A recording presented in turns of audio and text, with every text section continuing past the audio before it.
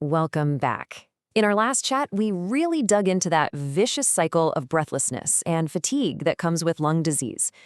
So today, we're getting super practical.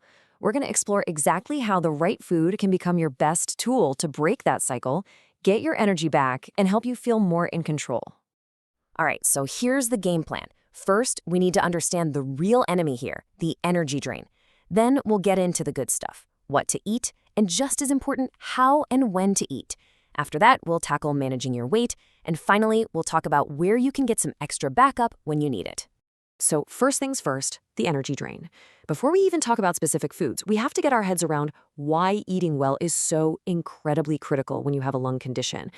And honestly, it all boils down to one simple word: energy. Just look at this number for a second. Your body can burn anywhere from 25 to 50% more energy than someone without a lung condition just from the work of breathing and fighting off infections. That's a huge energy tax on your body, day in and day out. It's no wonder feeling exhausted is such a common thing.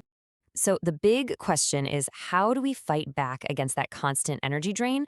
Well, it all starts with putting the right fuel in the tank. Let's take a look at what should be on your plate.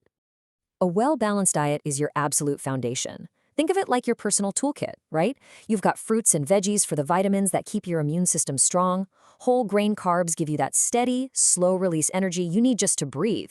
Protein is non-negotiable for muscle strength. And then dairy and healthy fats round things out for bone health and some extra energy reserves. Okay, but we can get even smarter about this. Some foods don't just give you fuel, they actually go on the offense. A perfect example is omega-3s. They're amazing for helping to reduce the inflammation that often comes with conditions like COPD. Trying to get 2 servings of oily fish a week is a fantastic goal. But hey, if you're not a big fish person, you can still get those benefits from plant-based oils like flaxseed. So we know what to eat, but what about the how and the when? Because let's be real, knowing the right foods doesn't help much if the very act of eating leaves you breathless. So let's break down some really practical strategies to make mealtime easier. It's such a common and honestly a really frustrating problem.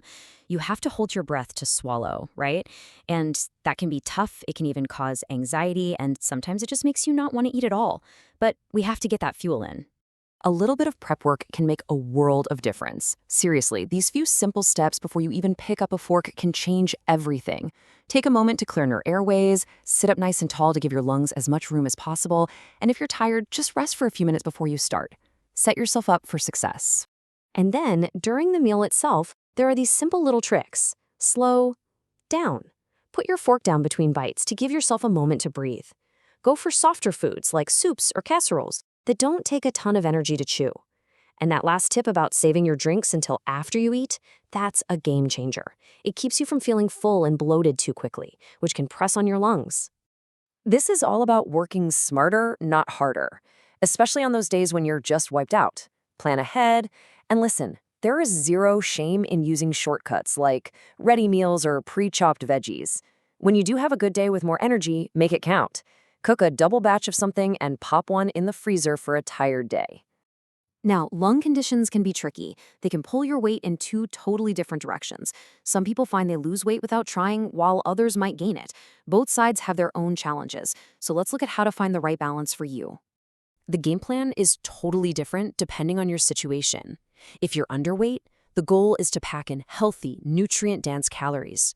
Think good snacks between meals or high-energy drinks like smoothies. Now, on the flip side, if you're overweight, that extra weight makes your lungs and heart work that much harder. It actually increases your body's need for oxygen, adding more strain to the system. Look, trying to make all these changes by yourself can feel overwhelming, and sometimes diet alone just isn't quite enough. So it's really, really important to know when it's time to ask for a little help and what kind of support is out there. If you're really struggling to eat enough and you're losing weight, your doctor or dietitian might talk to you about these. They're called oral nutritional supplements. Basically, they're prescribed drinks or powders that are like a super concentrated boost of energy, protein, and all the good stuff, just to help bridge that nutritional gap. They're meant to be taken with your meals, not instead of them. And this isn't just a friendly tip, it's an official recommendation. So if this sounds like you, if you have COPD and your BMI is under 20, that is your clear signal. It's time to have a conversation with your healthcare team about getting this specific support. You should absolutely bring it up. Okay, so let's boil this all down. If you only remember 3 things from our whole chat today, make it these. 1, aim for smaller, more frequent meals that are packed with nutrients.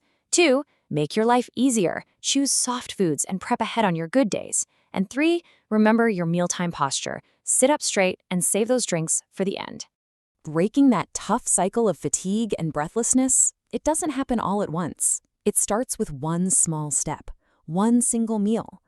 So my question for you is this. What's the one small, manageable change you can try